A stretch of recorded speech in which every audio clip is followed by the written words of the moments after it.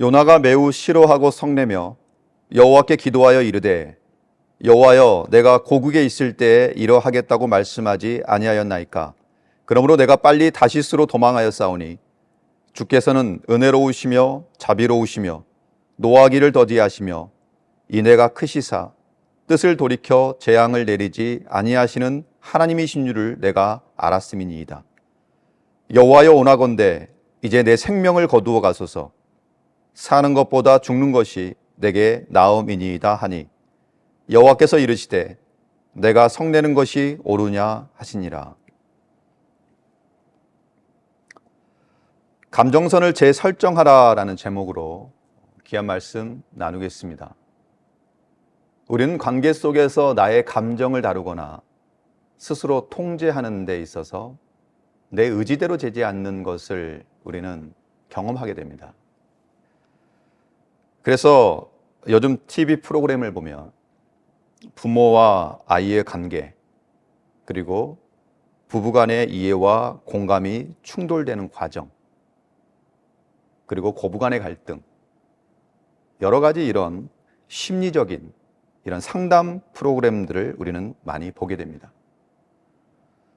특히 불안한 감정과 정서적 반응 등의 심리적인 부분에 공감을 하게 되는 거죠. 오늘 본문을 보면 요나라는 한 인물이 등장을 하는데 화가 많은 인물이에요. 그는 하나님의 뜻과 생각을 도무지 받아들일 수가 없었습니다. 그리고 이해할 수도 없었어요. 무엇보다도 솔직한 심정은요, 받아들이기 싫었어요. 근데 이 감정 안에는 내가 감히 하나님을 적대하고 미워할 수는 없지만 내 속에서 끊임없이 부글부글 끓어오르는 거예요. 하나님 앞에서 떠나고 싶었어요. 그런 그를 하나님이 다시 부르셨을 때 그는 하나님 나 좀 내버려 두세요. 그냥 죽게 놔두세요. 나는 살아있는 것이 싫습니다. 이제 모든 것을 거둬가세요. 이렇게 죽음의 선언을 하는 거죠. 오늘 보면 요나서 4장 3절 말씀을 함께 읽겠습니다. 여호와여 오나건대 이제 내 생명을 거두어 가소서. 사는 것보다 죽는 것이 내게 나음이니이다. 예언자였던 요나에게 도대체 무슨 일이 일어났기에 이렇게 자기의 삶을 거둬가라고 하나님께 이렇게 요청하는 것일까요? 오늘은 분노와 인내의 경계선에서 쉽게 화를 내는 우리의 모습, 그리고 하나님이 그런 우리를 어떻게 치유하시는지를 말씀을 통해서 잠시 생각해 보고자 합니다. 요나서는 총 4장으로 기록된 아주 짧은 애언서입니다. 5분에서 10분이면 다 읽을 수 있는 분량이에요. 그런데 이 작은 책에는 분노와 참음, 그 경계선에서 분노하시면서도 오래 참음을 실천하시는 그 하나님의 모습이 기록되어 있어요. 저는 이 부분을 보면서 하나님의 감정선이 참 대단하시다라는 감탄을 하게 됩니다. 하나님과 예언자가 이렇게 대화를 많이 나눈 장면은 쉽게 볼 수 없는 대목입니다. 그리고 그 대화는 하나님의 말씀이 어느 날 요나에게 임한 것으로 시작을 합니다. 요나야, 느느웨로 가라. 이방 민족인 느느웨의 죄악과 부패가 너무 심하다. 그곳이 너무 타락했다. 그러니 가서 하나님께서 니느웨의 백성을 심판하실 것이다. 지금 이 성읍이 멸망할 것이다 라고 선포해라. 그런데 예언자 요나는 그걸 거절해요. 아니, 듣지 못한 것처럼 행동을 합니다. 하나님의 말씀에 순종하지 않는 거죠. 왜 그랬을까요? 그가 전해야 될 그 메시지, 그 심판의 메시지가 잘못은 했지만 기회를 주겠다는 메시지였기 때문에 그래요. 요나는 이방 민족인 니느웨 백성에게 이것을 말하기가 싫었던 거야. 이유는 뭐냐면 그의 정의감 때문입니다. 요나는 자신의 확고한 원칙이 있었어요. 악한 자는 멸망해야 된다. 하나님의 백성인 이스라엘을 조롱하고 핍박하는 니느웨는 악에 대한 분명한 대가를 받아야 된다. 이러한 정의감이 그에게는 있었던 거예요. 그러나 심판당할 것을 미리 말해주는 것은 적절하지 않다는 생각을 한 거죠. 그들이 돌아와서 회개할까 봐 그게 두려웠던 거예요. 요나는 이스라엘만을 사랑하는 민족주의 성향을 갖고 있었습니다. 내 민족만 하나님 앞에서 바로 서면 된다는 마음이 아주 강했어요. 그런 생각을 가지고 있으니 그는 하나님의 말씀을 들으면서 걱정이 되기 시작했던 거예요. 지금까지의 경험으로 봤을 때 하나님은 정의롭고 공의로운 분이셨어요. 절대로 악을 내버려 두지 않는 분이셨어요. 그러나 그보다 더 큰 하나님의 모습이 있었는데 바로 인간의 그 죄를 고백하고 회개하면 정의보다는 사랑과 긍휼로 용서하시는 모습이었습니다. 요나는 그것이 걱정됐던 거예요. 그들이 죄가 용서받을까 봐 두려웠던 거예요. 그래서 그는 느느웨 백성들에게 가지 않고 도망을 치기 시작하죠. 요나의 이 비뚤어진 마음, 편협한 마음, 여러분 이해가 되십니까? 나만 잘 되고 내가 싫어하는 사람은 무너졌으면 좋겠다라고 여기는 그 마음이 지금 공감이 되세요? 우리가 모르는 사람을 전도했는데 그가 예수님을 믿고 교회에 나오면은 얼마나 기쁜지 몰라요. 아, 하나님이 귀한 한 영혼을 보내주셨구나. 하나님의 귀한 역사를 베푸시구나 하는 그 마음이 굉장히 강하게 자리 잡습니다. 근데 내가 잘 아는 사람, 그것도 그동안 나쁜 사람이라고 생각했던 그 사람이 어느 날 예수님을 믿고 회개하고 교회에 나오게 됐어요. 여러분 마음은 어떠실 것 같아요? 갑자기 마음이 흔들립니다. 솔직한 심정으로 당혹스러워요. 아, 저 사람은 예수 믿으면 안 되는데, 저런 사람은 고통을 당해야 되는데, 하나님의 축복을 이렇게 빨리 받으면 안 되는데 하는 마음이 조금은 들지 않습니까? 바로 그 마음이 지금 오늘 요나에게 있었던 거예요. 요나의 이 완악한 마음을 하나님은 알고 계셨습니다. 그리고 하나님은 그런 요나를 단순히 징계하시는 것이 아니라 먼저 경고를 보내셨습니다. 그리고 요나를 설득하시기 시작합니다. 내가 나의 정의와 공의를 알고 있느냐? 그렇다면 내 사랑하는 마음, 오래 참는 마음, 그 마음도 알아다오. 그래야 내가 참 애언자가 되는 거야. 하나님은 다시스로 도망가기 위해서 요나가 탄 배를 폭풍으로 뒤흔드셨습니다. 요나 때문에 폭풍우가 온 것을 안 선원들은 요나를 사나운 바다 가운데 던져버려요. 그리고 하나님은 바다에 빠진 요나를 위해서 큰 물고기를 준비하셨습니다. 요나서 1장 17절 말씀 함께 읽어볼까요? 여호와께서 이미 큰 물고기를 예비하사 요나를 삼키게 하셨으므로 요나가 밤낮 3일을 물고기 뱃속에 있으니라. 요나는 하나님께서 강제로 자기를 니느웨로 몰고 가신다는 사실을 어렴풋이 알고 있었습니다. 그래서 그는 물고기 뱃속에서 회개의 기도를 올립니다. 요나서 2장 6절 하반절 말씀입니다. 나의 하나님 여호와여, 주께서 내 생명을 구덩이에서 건지셨나이다. 나를 저 구덩이에서 건지신 분이 하나님이십니다 라고 고백했을 때 하나님은 큰 물고기에게 말씀하셔서 요나를 육지에 토해내게 하셨습니다. 그리고 두 번째 하나님의 메시지를 다시 요나에게 전달하게 해요. 니느웨로 가서 하나님의 심판 메시지를 증거하라는 것이었습니다. 요나는 이제 도망갈 수가 없었어요. 여전히 지금 마음은 싫지만 저들에게 회개하라는 이야기를 하는 것조차 귀찮지만 그는 하나님의 말씀에 의지해서 니느웨로 들어가게 되었습니다. 니느웨 성은 아주 큰 성입니다. 성인이 3일 동안 돌아다녀도 다 돌아낼 수 없는 큰 도시예요. 근데 그들에게 하나님의 뜻을 증거하기 위해서 요나는 3일이 아니라 단 하루 성을 돌아다니죠. 요나서 3장 4절에는 이런 요나의 모습이 이제 기록되어 있는데 3장 4절 말씀 함께 읽겠습니다. 요나가 그 성읍에 들어가서 하루 동안 다니며 외쳐 이르되 40일이 지나면 니느웨가 무너지리라 하였더니, 그는 40일이 지나면 니느웨가 무너지리라 이야기하면서 하루길만을 갔어요. 사흘 동안 돌아다닌 것이 아니에요. 이런 마음이죠. 들으려면 듣고 싫으면 관두라 하는 심정이었어요. 요나가 기대하고 예상한 것은 이들이 이 메시지를 듣지 않았으면 좋겠다라고 하는 게 그의 심정이었어요. 그래서 이 백성이 망했으면 좋겠다 하는 것이 그의 마음이었어요. 근데 전혀 예상하지 못했던 현상이 일어나게 돼요. 그들이 이 메시지를 듣고 왕으로부터 평민에 이르기까지 금식을 선포한 겁니다. 기도하기 시작한 거예요.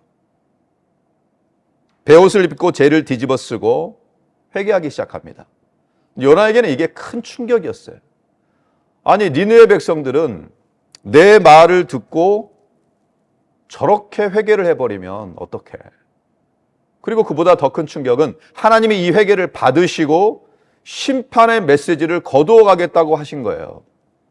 니느웨 백성을 징계하시려던 것을 멈추시겠다는 거예요.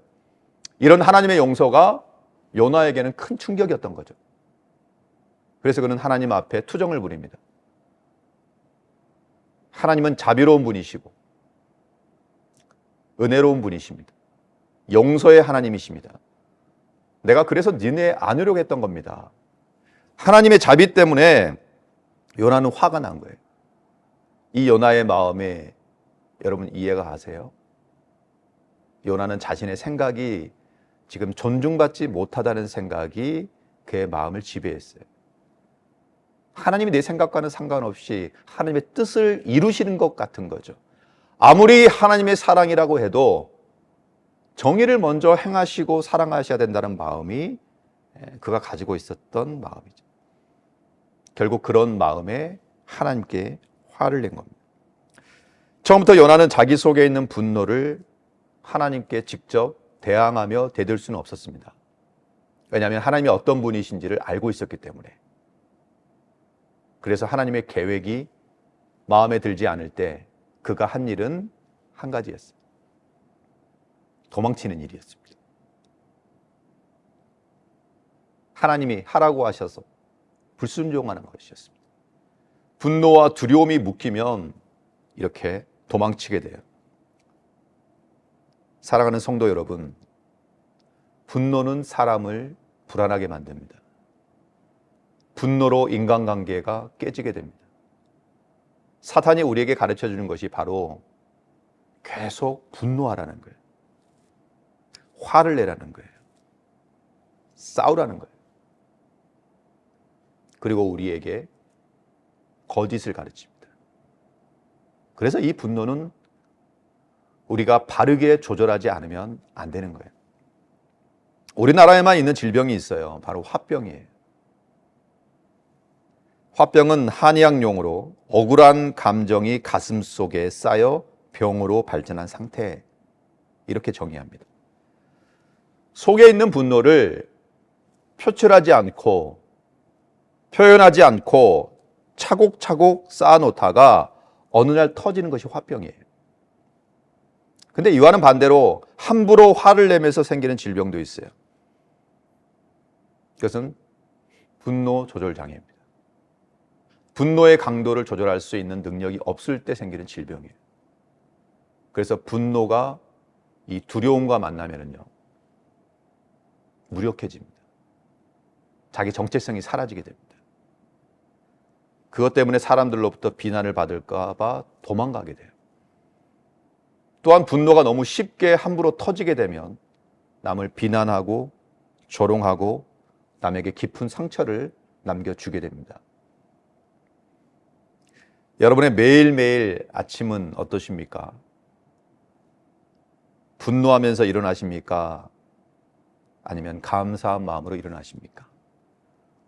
분노의 감정선이 표출되는 것은요, 응어리진 아픔이 있다는 뜻이에요.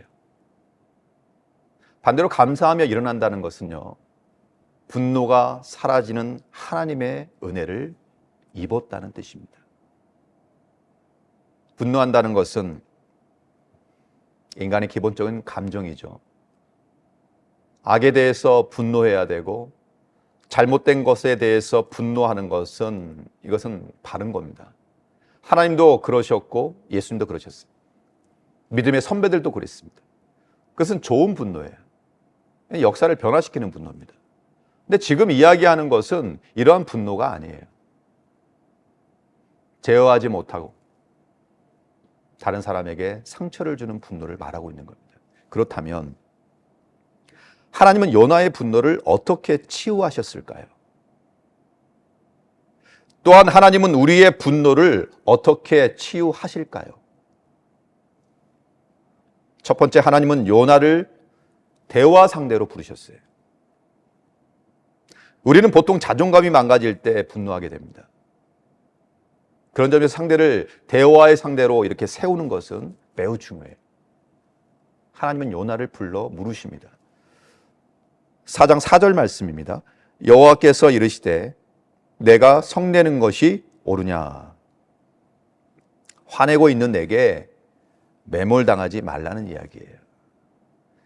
네 자신과 분노하는 너를 일치시키지 말라는 겁니다. 분노할 때 그런 너 자신을 지켜보라는 거예요. 내가 왜 분노하지? 분노하는 모습이 어떠한지를 옆에서 보아야 분노를 조절할 수 있고 다독일 수 있다는 것입니다. 내가 지금 성을 내고 있구나, 내 모습이 이렇구나 하면서 자신 속에 있는 분노를 객관화하라는 이야기입니다. 두 번째, 하나님은 요나에게 사랑에 대해서 말씀하셨어요. 요나는 하나님 그래도 저 니느웨를 무너뜨리세요. 저들 좀 징계해 주세요. 이렇게 말하면서 언덕 위로 올라갔습니다. 그리고 니느웨 성이 망하나 안 망하나 지켜보고 있었습니다. 뙤약볕에 지켜보고 있으려니 자기도 괴로웠죠. 그때 하나님이 박넝쿨을 준비하셨는데, 그리고 박넝쿨 잎사귀로 뜨거움을 가리게 하셨습니다. 그러자 요나의 마음이 조금 위로가 되었어요. 좀 만족스러웠습니다. 그래도 하나님이 나를 생각하시는구나. 하나님이 나를 위해서 이렇게 박넝쿨을 만드셨구나. 기분이 좋아졌어요. 근데 다음날 다시 니느웨 성을 보러 다시 언덕 위에 올랐어요. 근데 어저까지 잘 자라던 박넝쿨이 벌레가 먹어서 시들어져 있었던 거예요. 그러자 갑자기 또 화가 이렇게 나는 거예요. 오늘 우리 다 읽지는 못했지만 이어지는 8절에서 요나는 하나님께 자신을 죽여달라고 이야기를 합니다. 하나님, 저를 죽여주세요. 제가 이 박넝쿨을 아꼈는데 이렇게 다시 시들게 하시면 어떡합니까? 도대체 이게 뭡니까? 사는 것보다 차라리 죽는 게 더 낫겠습니다. 이렇게 항의하며 대드는 요나에게 하나님은 뭐라고 하셨을까요? 요나야, 하루 살다가 죽어버리는 그 박넝쿨을 내가 그렇게 소중히 여겼느냐? 내가 그 마음 안다. 그런데 니느웨 성에 얼마나 많은 사람이 있는 줄 아느냐? 수많은 사람들이 있다. 가축도 가득하다. 저들이 회개해서 내가 용서했다. 내가 하룻밤에 시들어버리는 박넝쿨을 그렇게 아꼈거든. 내가 저 백성을 아끼는 것이 내가 그렇게 화낼 일이냐? 하나님이 나 같은 죄인을 사랑하십니다. 우리가 죄인 되었을 때, 하나님과 적대자 되었을 때 하나님은 사랑하는 아들 예수님을 이 땅에 보내셔서 나를 용서하셨어요. 화를 자주 낼 일이 우리에게 뭐가 그렇게 많이 있습니까? 아내에게 쉽게 화를 내는 남편들 계십니까? 화를 멈추세요. 아내가 나만 바라보고 결혼해서 지금까지 충성하고 사랑하며 섬기지 않습니까? 남편만 보면 화를 내고 잔소리하는 아내들 계십니까? 이제 그만 화를 멈추세요. 남편이 가정을 꾸리기 위해서 바깥에서 얼마나 수모를 당하는지, 그걸 감내하면서 우리의 가정을 지키는지 아십니까? 이제는 남편을 세워주세요. 내 분노를 자녀에게, 부모에게 하시는 분 계십니까? 화를 멈추세요. 또는 가정에서 강아지에게 분노하시는 분, 화를 멈추세요. 화를 함부로 내지 마시기 바랍니다. 그것은 우리의 자존감이 깨지고 있다는 증거고 우리의 공동체가 무너진다는 증거입니다. 의로운 분노가 아닌 남 탓하면 우리의 삶을 깨트리는 거예요. 하나님은 오래 참으십니다. 하나님이 쉽게 성을 내시는 분이라면 하나님 앞에 설 수 있는 사람이 누가 있겠습니까? 하나님의 그 사랑 때문에, 예수님의 십자가 공로 때문에 우리가 지금 여기 이 예배 가운데 있으면서 우리가 은혜로 감사로 지금 고백하고 있음을 기억하시기 바랍니다. 그 받은 사랑을 꼭 기억하시기 바랍니다. 그리고 화를 멈추시기 바랍니다. 대신 품고 사랑함으로 감정선을 재설정하시기 바랍니다. 그래야 하나님의 놀라운 의가 이루어지는 것입니다. 그래서 이 놀라운 축복을 우리의 가정에서부터 모든 삶의 현장으로 실천해 나가는 주님의 귀한 자녀들 다 되시기를 축원합니다. 하나님 아버지, 예수님의 십자가 공로 때문에 우리가 여기 있음을 기억하게 하여 주시옵소서. 받은 사랑으로 품고 감정선을 재설정하게 하여 주시옵소서. 감사하며 예수 그리스도 이름으로 기도하옵나이다. 아멘.